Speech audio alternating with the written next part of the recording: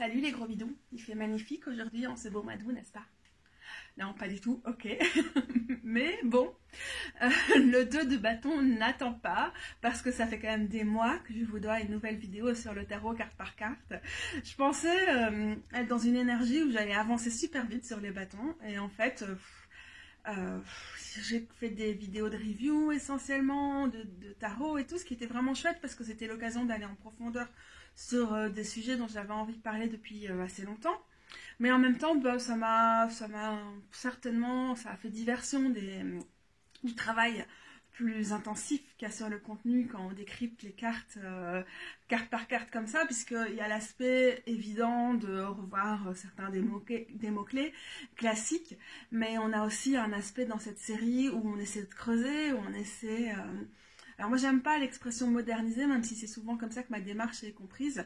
Juste on essaie de comprendre certains des non-dits ou certains des choses qui peuvent être qu'il est nécessaire de dépoussiérer quand on se trimballe des mots-clés ou des associations avec les cartes qu'on estime être... voilà, on les intègre comme ça, on les questionne plus. Donc cette série, elle a aussi vocation à questionner, à rafraîchir plus qu'à moderniser. Et c'est un mot qui est peut-être trop souvent employé, mais qui correspond quand même assez bien à ce que je veux faire, déconstruire certains des clichés sur les cartes, mais pas juste déconstruire pour faire table rase et qu'il ne reste plus rien, mais aussi construire un nouveau répertoire de signification qui s'appuie sur les traditions du tarot, mais qui ne se laisse pas enfermer par celle-ci, et où ensemble on a la possibilité d'échanger, de construire évidemment, même s'il y a un socle commun sur ce qu'on voit dans les cartes. Il y a aussi autant de façons de lire les cartes que de personnes qui tirent les cartes, tout comme on peut lire l'avenir ou les utiliser d'une façon psychologique ou un peu des deux ou complètement rien à voir, etc. Donc c'est aussi la même chose avec les significations. Et c'est vrai que j'ai commencé avec les épées et les pentacles parce que c'est les cartes avec lesquelles je suis plus à l'aise, et que j'ai pas envie de faire les choses à moitié. Pour les séries qui restent, j'ai envie d'être encore plus pointue. C'est peut-être une ambition, je vais mettre la barre trop haute, mais d'être plus...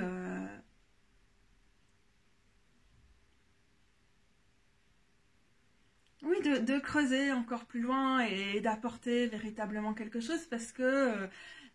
même si c'est des vidéos qui font pas des vues et des vues, heureusement, malheureusement, encore une fois, peu importe, mais on a quand même une communauté sur laquelle c'est agréable d'échanger sur tout ça. Et si vous êtes ici et si vous êtes encore là dans cette vidéo, c'est que cette approche-là, qui est mon approche plutôt féministe, queer, qui essaie de ramener des réflexions qui sont antiracistes, qui sont anti-grossophobie, qui sont aussi anti-handiphobie, c'est que ça vous parle et que donc vous avez envie qu'on creuse.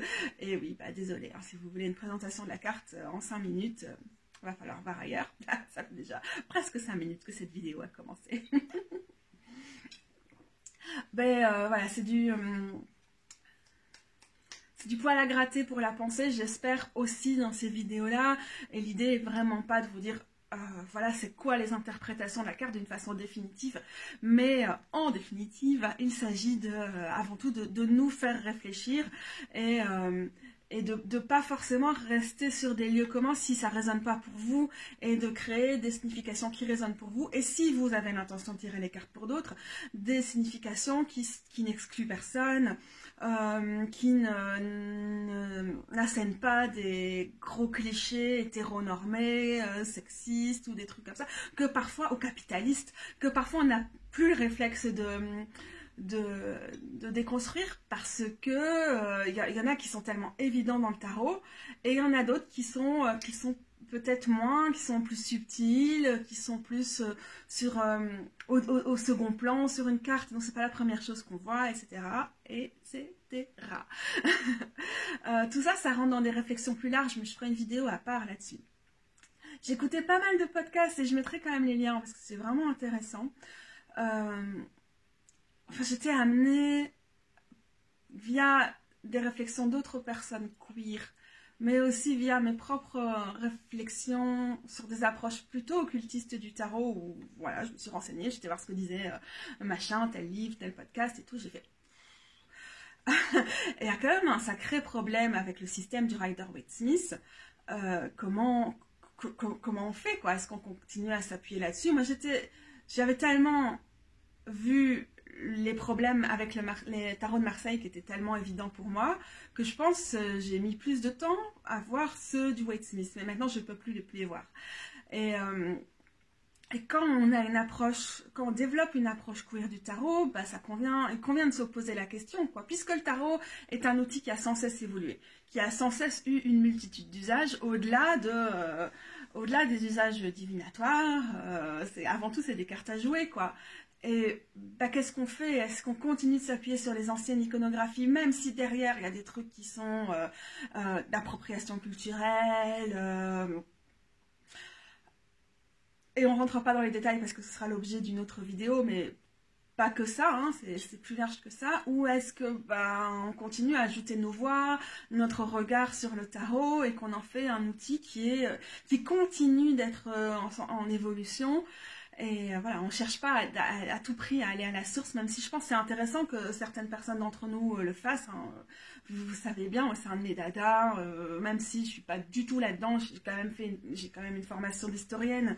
Et donc, c'est un truc qui me parle, quoi, d'aller creuser, d'aller chercher, quoi, que, bon, pas trop aussi sur le tarot, parfois ça m'énerve, j'ai plutôt envie d'être dans l'intuitif. Et c'est pas du tout une injonction à le faire, quoi. Je pense que ça peut être très très libre, l'apprentissage et la pratique du tarot. Mais voilà, pour les personnes qui ont envie d'aller creuser quand même un petit peu sur cette histoire, ce qui est problématique là-dedans, je pense que c'est en conscience qu'on peut essayer d'ouvrir les interprétations, l'imaginaire visuel du tarot, etc. Et quand je voulais dire, j'ai envie de creuser davantage avec cette série du tarot par carte, je pense que c'est précisément ça que je voulais dire en fait. Voilà, une partie de mes 2 bâtons gardés par une plume de loup. Ah bah voilà, le Waite-Smith qui est plus petit. Coucou, le Waite-Smith qui est plus petit a jumpé. Et le 3 de bâton est collé sur le sol. Après cette petite intermède inutile...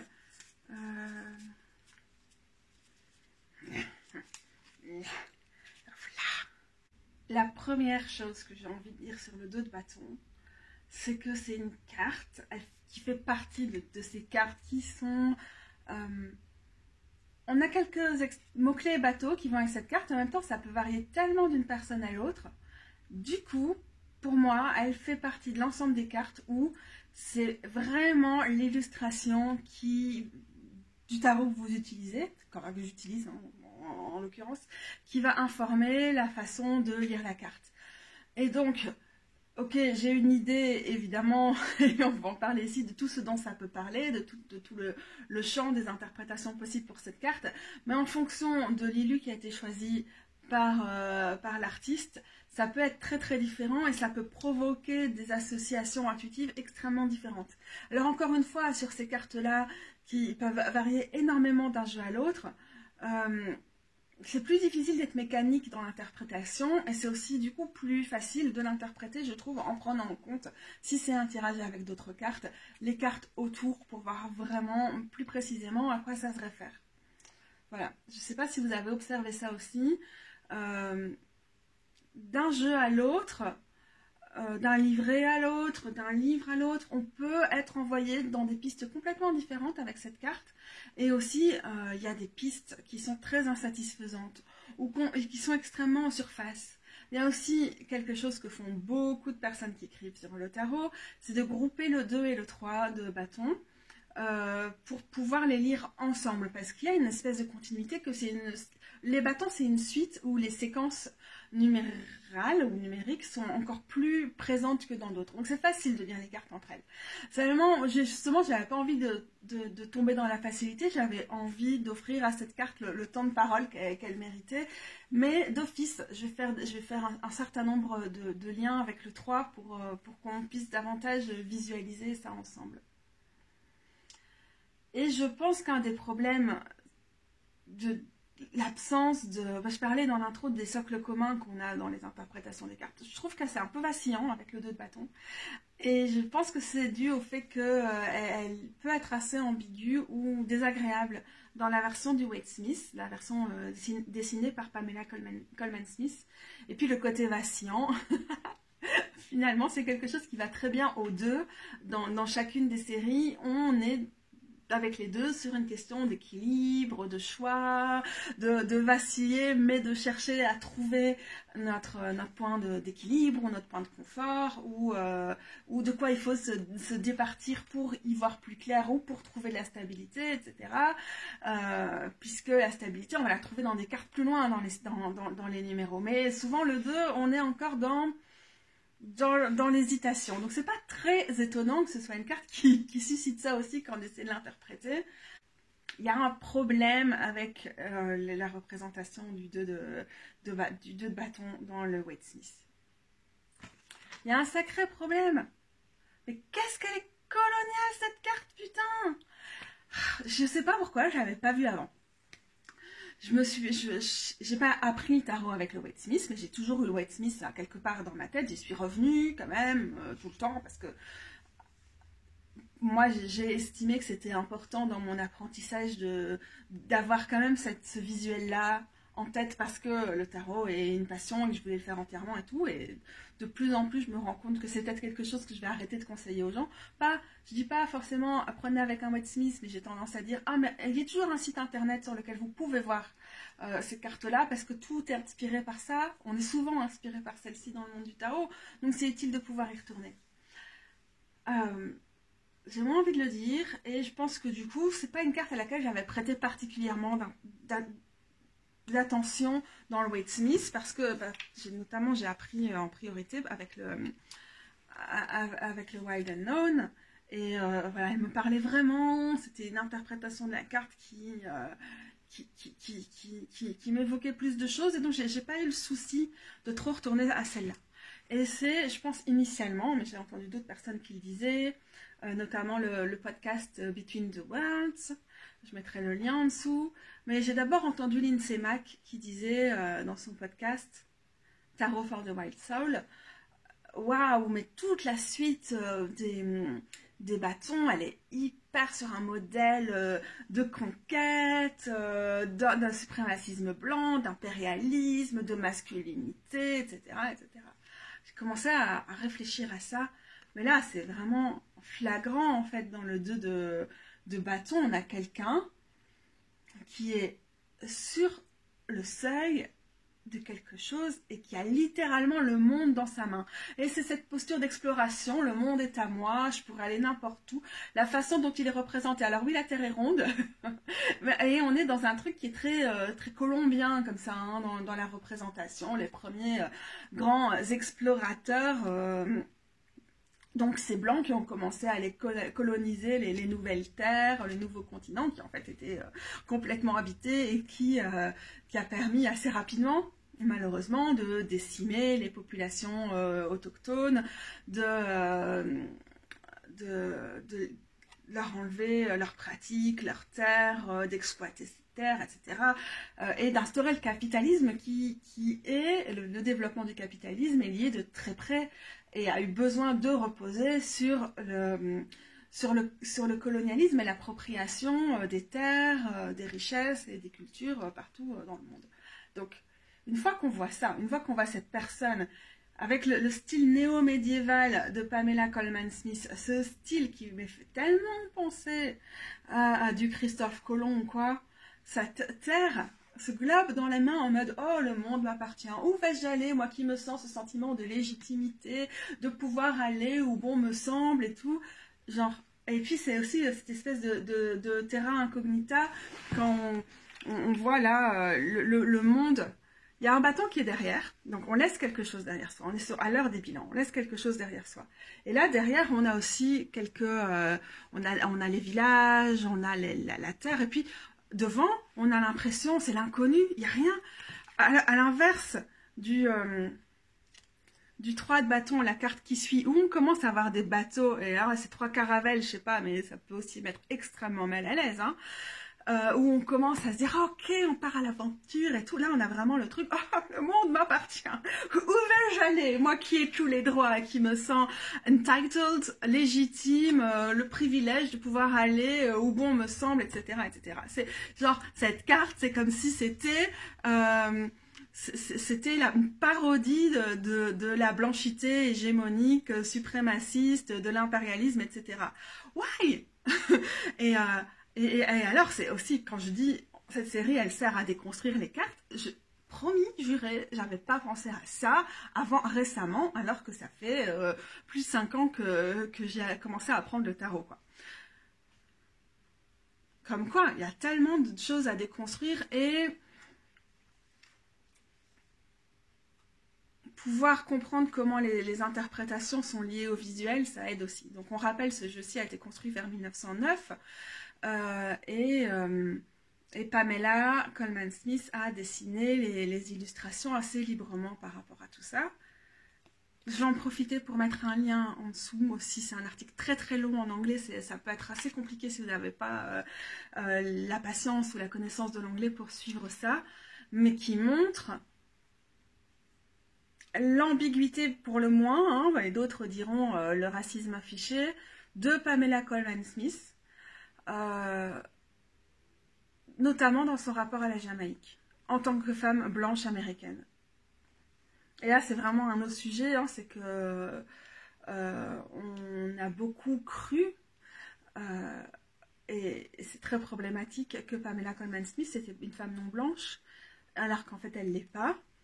Mais qu'elle a joué là-dessus. Elle a joué sur une espèce d'ambiguïté qui en fait est à la limite du blackface, hein, du grimage en noir, avec toutes les implications que le blackface peut avoir. Waouh.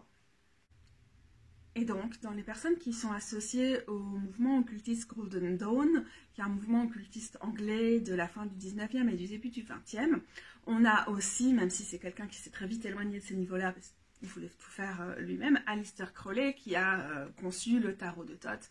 Et dans le tarot de Thoth, qui n'est pas du tout le projet de cette série du tarot carte par carte, mais voyez ici, dans un tarot qui est inspiré du Thoth, le Urban Tarot, le mot-clé, c'est Dominion.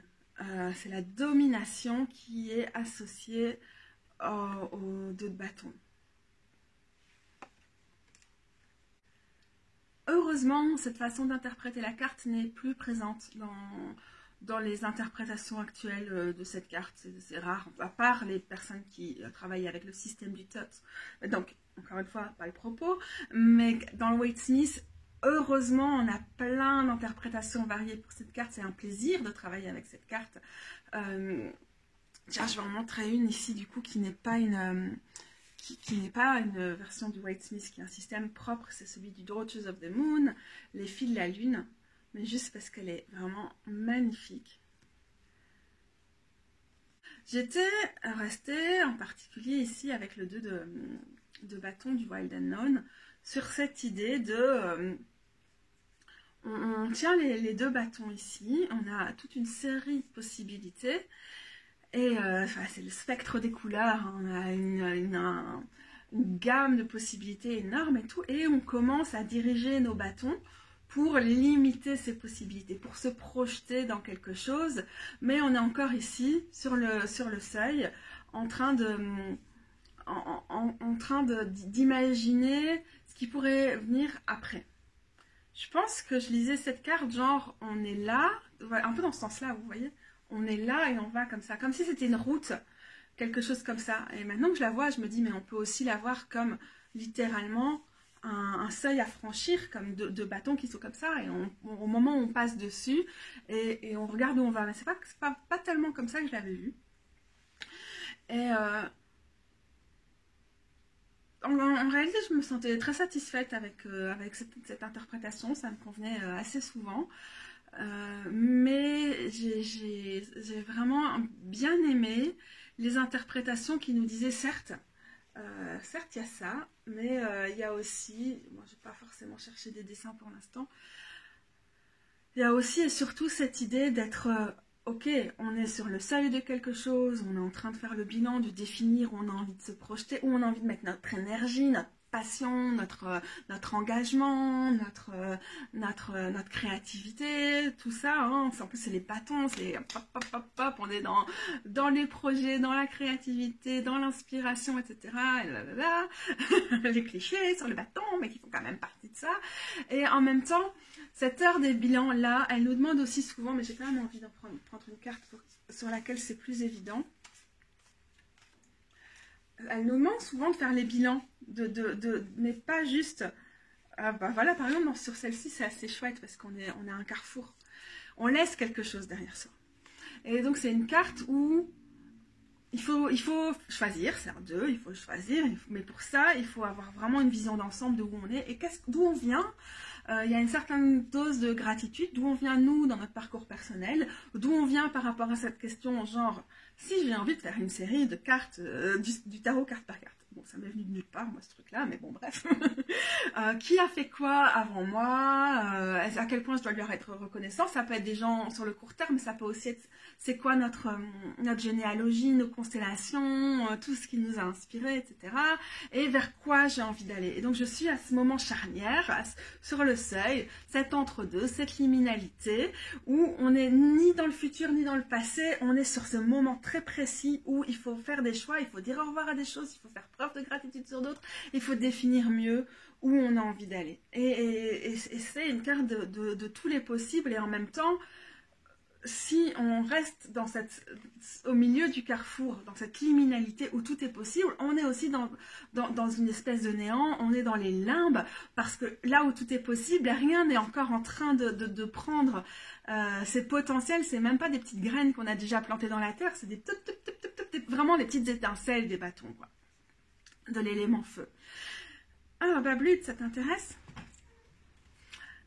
Ouais, c'est charnière comme ça, et ça peut être ça peut être le rapport du passé au futur et tout. J'aime bien voir cette carte-là comme ça, et je trouve que ça fait assez bien le lien avec le 3, où on commence à poser davantage les choses, à planifier, à organiser, à voir avec qui on a envie de travailler, où on se voit précisément dans l'avenir, où les choses, elles commencent à prendre dans la matière. Et là, c'est important de comprendre le 2. On n'est pas encore dans la matière, mais notre enjeu, notre défi, ce qui nous est demandé par cette carte, c'est de nous dire, il y a quelque chose de très angoissant dans ce moment et de super euphorisant en même temps, mais on peut rester coincé dans ce moment. Et il convient, à l'image du 2 d'épée aussi, par exemple, et il convient d'agir, de saisir, de choisir, d'égrainer, quoi, de faire le tri pour pouvoir aller plus loin.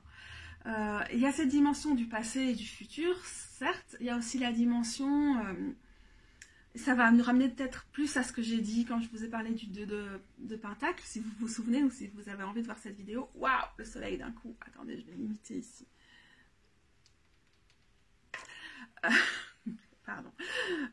Ça va nous ramener à ce truc de... vous vous souvenez, avec les pentacles, on était beaucoup plus justement dans la matière, parce que c'était les pentacles, on était dans les ressources, on était dans le concret.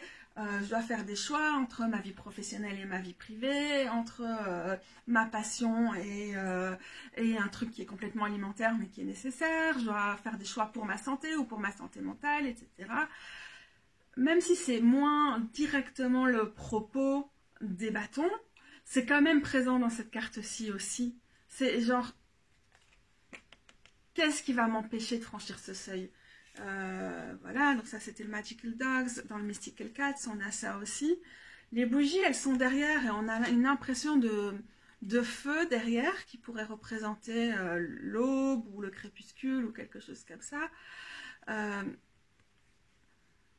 Il peut y avoir une espèce de fascination qui nous garde en arrière. J'adore par contre, dans le Dark Goddess Tarot, où c'est Hécate, Hécate qui représente le 2 de feu. Et qu'est-ce que fait Hécate? Quelle est une des fonctions principales d'Hécate emporteuse de torches? Elle est souvent, et ce dessin-là est inspiré de représentations chtoniennes des cartes donc associées au monde infernal qu'on retrouve sur certains vases. Et cette Hécate chtonienne qui est dans l'obscurité, qui est dans le néant, qui apparaît dans des épreuves, dans des moments difficiles, etc. elle vient nous apporter des lumières qui sont ténues, mais qui nous montrent les voies qui sont possibles, qui peuvent apparaître. Parfois, j'ai l'impression, je trouve que le 2 de bâton, c'est super souvent une carte positive. Genre, ouais, vas-y, fonce, c'est un grand oui de l'univers, regarde, t'es sur le seuil d'un truc et tout. Et en fait, plus je réfléchis à cette carte, et plus je me disais, elle peut être super sombre. Parce que c'est difficile, parfois, dans des moments comme ça, d'arriver à avoir les torches, à voir la lumière, à accepter d'être guidé. Et en même temps, il y a ce oui.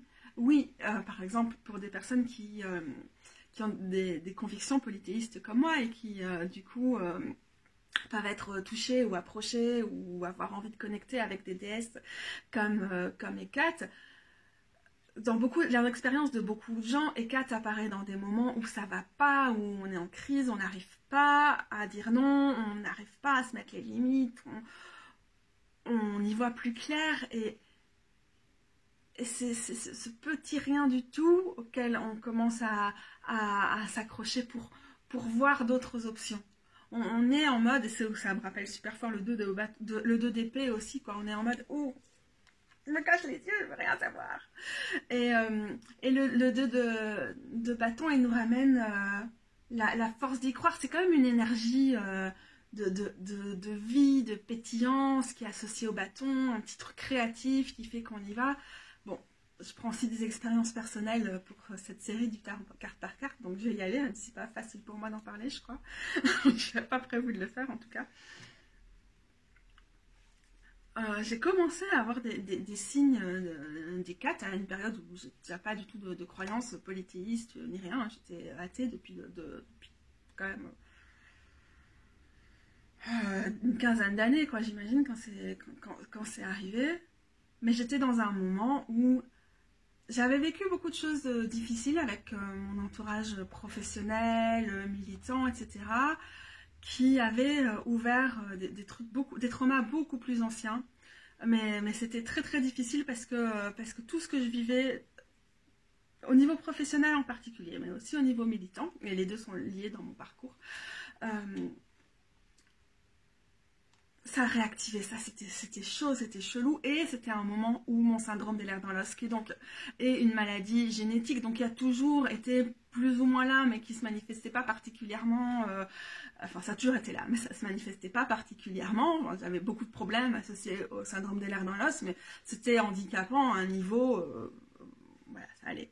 Et puis à un moment, avec ces trucs traumatisants qui me sont revenus dans la gueule et tout, le fait que voilà, j'étais en train de stagner par rapport à certains trucs dans ma vie, j'étais en crise par rapport à d'autres, j'ai explosé, et j'ai aussi explosé au niveau de mes douleurs. Et j'ai explosé parce que j'étais en errance médicale depuis longtemps, j'en avais marre de tomber malade pour tout et n'importe quoi, de ne pas comprendre ce qui se passait, de ne pas avoir d'écoute de la part de ma médecin à part « prends des antibiotiques, ça ira mieux », ce qui évidemment me cassait la flore intestinale, et donc tout était pire. Enfin, c'était un moment ultra difficile de crise, pas dans tous les domaines, mais dans beaucoup de domaines.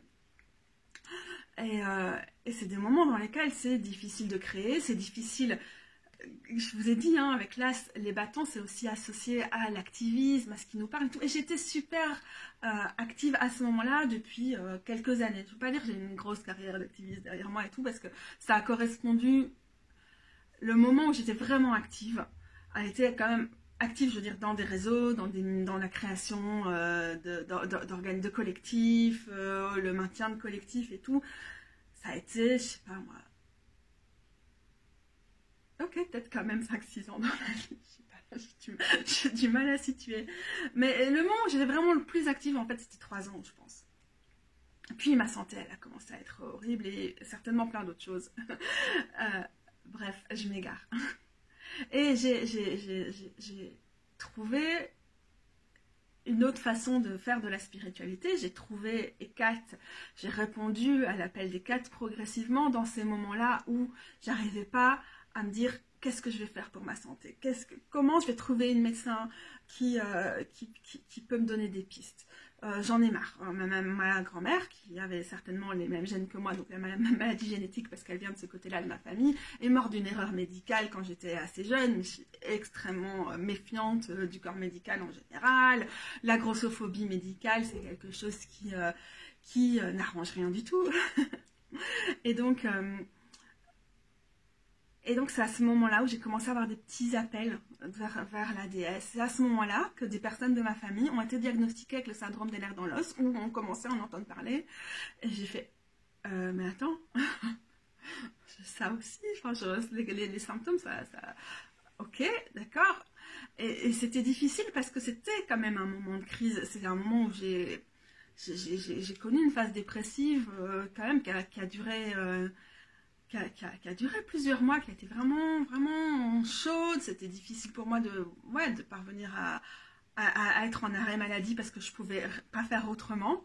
Mais j'arrivais pas et je retournais au travail parce que je voyais pas ma vie autrement. Et en même temps, j'y arrivais plus. C'était horrible. Mais je voulais pas tomber sur la mutuelle. Je voulais pas être en arrêt maladie. Je voulais taffer, mais j'arrivais plus à taffer. Mon corps, il me lâchait. C'était vraiment, et je voyais plus d'options. C'était genre, non, je peux pas être en arrêt maladie. Il faut que je continue, mais j'arrive pas. Mais on me demande des trucs que j'arrive plus à faire. Et je peux plus, je tiens plus, je peux plus aller à tel type de réunion, à tel truc. Donc, en dehors de mes problèmes de santé, j'étais dans une situation de burn-out, j'étais dans une situation de dépression. Enfin, c'était pas en dehors, c'était lié. Mais tout était...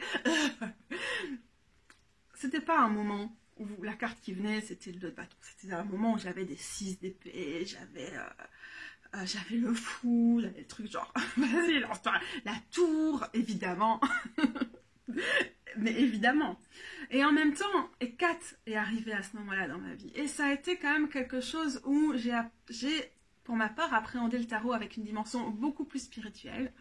Je me suis aventurée dans des terrains que je ne connaissais pas du tout, et c'était cliché, mais c'était vraiment la lumière au fond du couloir, du tunnel, la lumière au fond de l'enfer.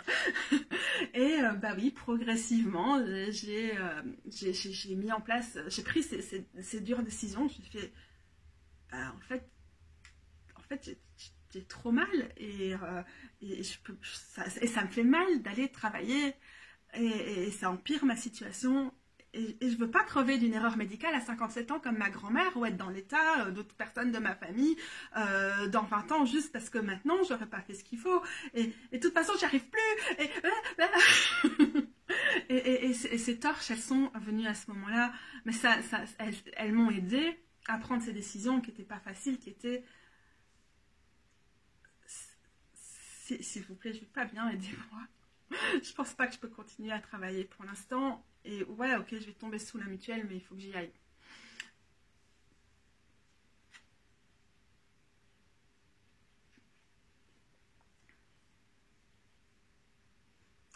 Ouais, c'est un truc un peu tragique du 2 de bâton, mais c'est vrai que ça m'évoque ça, parce que Kat m'évoque quelque chose, parce que c'est ma divinité tutélaire, et que voilà. Mais c'est vrai que c'est le genre d'expérience qui...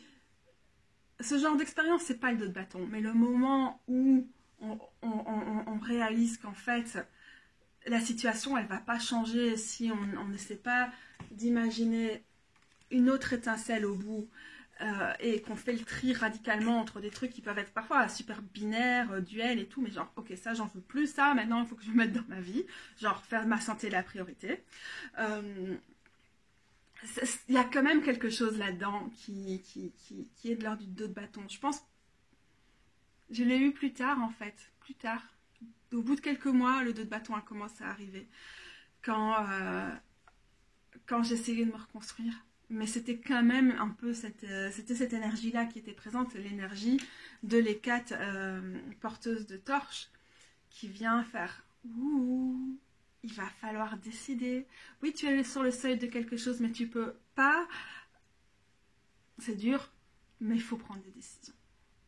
Dans les 2 de bâton qui s'inspirent fort du Wade Smith, mais qui quand même le revisite, j'aime particulièrement le This Might Hurt, parce qu'on a cette idée d'être en train de chercher sa route, de trouver sa voie, qui donc peut être vu au niveau symbolique comme au sens propre, hein, parce qu'on a aussi une dimension de voyage qui est associée à cette carte, forcément, hein, c'est toujours comme ça, le tarot peut être très littéral par moment, et la personne elle est assise sur sa voiture, en mode, bon, qui a l'air vraiment d'être une vieille voiture, hein, donc on est avec les moyens du bord et tout, mais en mode, bon, où je vais maintenant?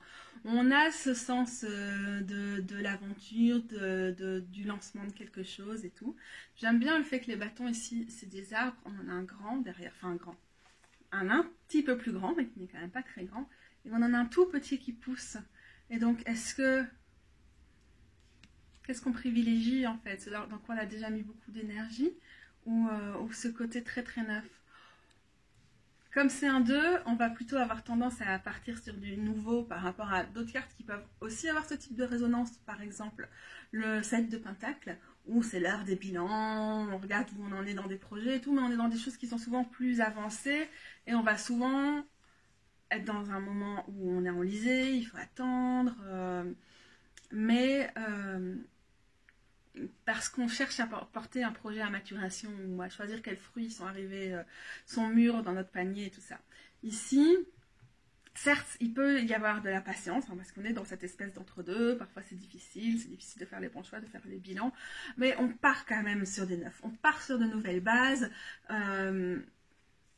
traditionnellement, plutôt avec l'optique du TOT et tout ça, on lit les cartes les premières cartes comme des cartes qui sont associées au signe cardinal de la série en question. Donc feu, cardinal, dans le zodiaque, ça donne du bélier. Donc le cardinal, c'est les signes qui initient, qui lancent.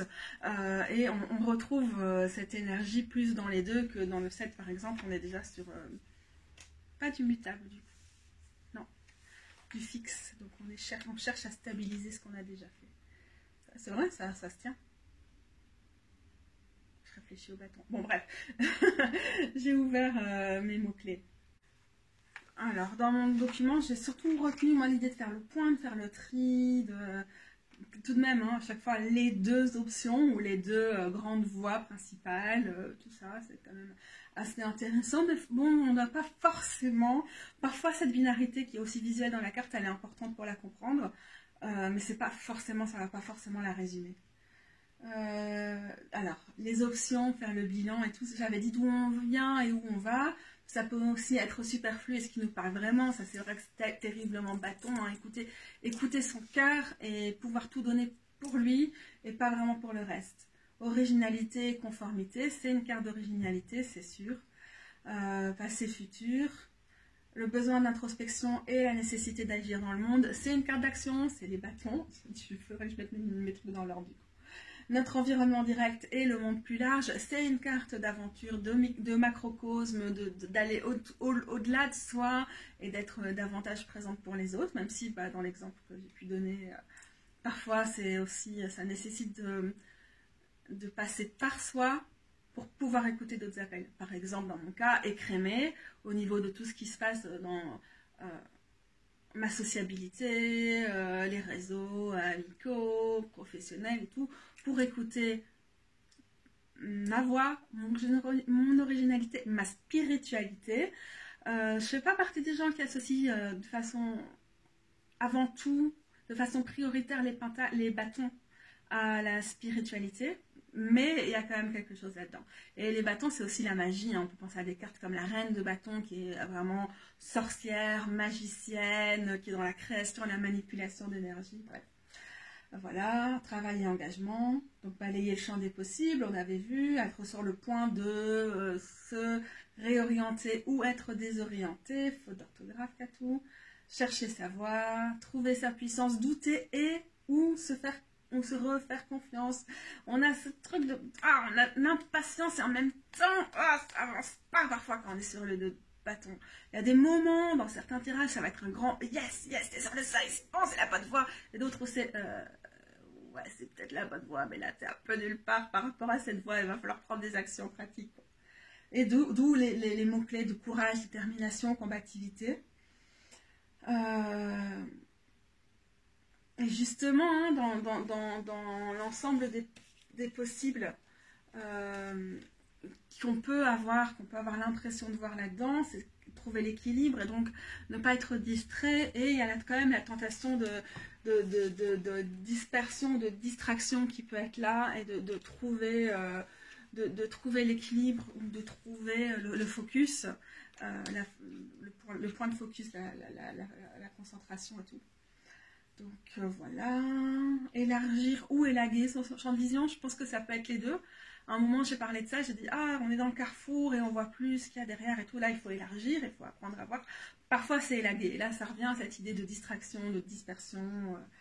L'aventure, c'est aussi c'est rêver, c'est se projeter, c'est sortir de sa zone de confort, c'est penser grand, c'est penser autrement, c'est imaginer quelles sont les étapes qu'on va devoir mettre en place concrètement pour penser autrement, pour rêver, pour vivre ses rêves.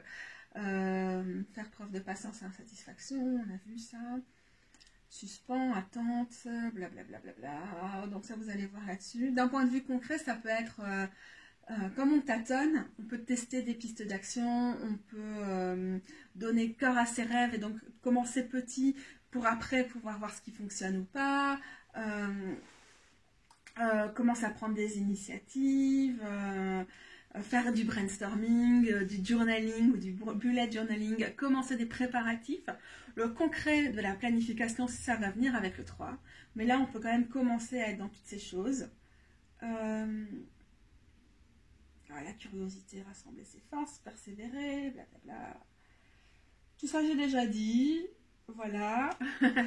Il y a encore plus de choses qui seront sur la page, qui est soit déjà disponible sur le site maintenant, soit qui va l'être bientôt. Du coup, c'est l'occasion. J'en profite, je fais un peu de teasing. A priori, quand je mettrai la vidéo, ce sera sur le site. Mais sinon, abonnez-vous au site, et à mes pages Insta et à mes pages Facebook, comme j'ai pas, je suis pas trop derrière, quoi, parce que j'ai pas de compte. À part pour gérer ma page.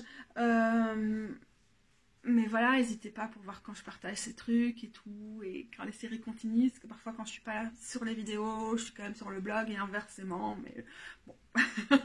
En général, j'essaie quand même de faire le lien. Enfin, je vous rappelle que je suis partout et que mon site c'est katoutaro.blog. J'aime bien quand l'idée d'aventure elle est rendue d'une façon qui est curieuse mais pas conquérante, avec le 2 de bâton. Du coup, je mentionne ici l'affirmateur Starro.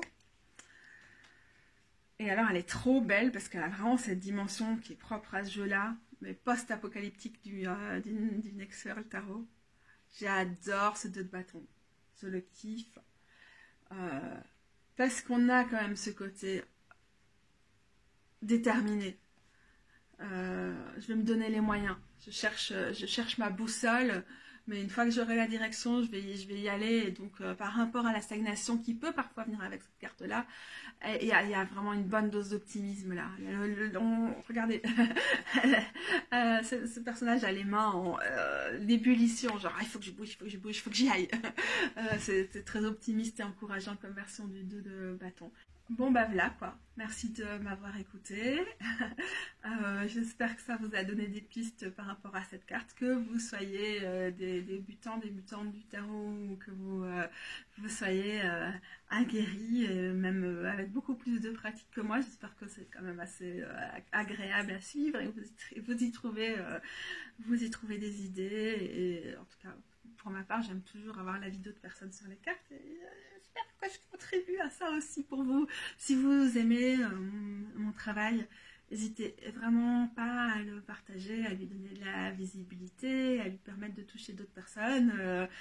C'est un contenu sur le tarot qui est gratuit, mais qui essaie d'être aussi approfondi et en même temps accessible que possible. Et donc, merci de m'aider à toucher un maximum de personnes avec ça. Et puis, n'hésitez pas à vous abonner à cette chaîne si jamais vous découvrez mon travail et que vous voulez en savoir plus. La série sur...